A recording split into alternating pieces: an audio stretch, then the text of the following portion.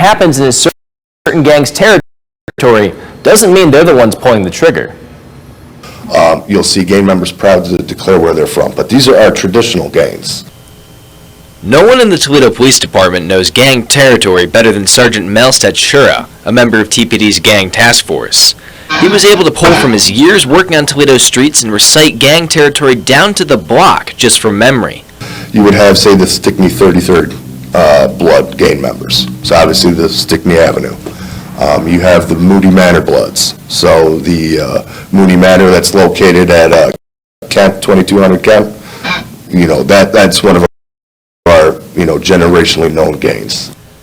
Sergeant Sechura proceeds to name 7 more generationally known gangs, including the Smith Park Mafia, the X-Block Crips, the Woodstock Crips, Southside Gangster Disciples, Cherrywood Crips, the Rec Squad, and the Gear Gang Crips.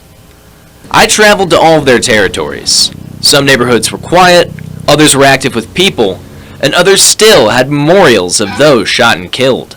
However, the sergeant explains that new kinds of gangs are emerging, called hybrid gangs, and it's making understanding territory much more difficult. So you might see, say, like the Gear Gang Crips, which would be Monroe and Auburn area. You'll see some of them hanging out with Smith Park people. He do got some of these right though.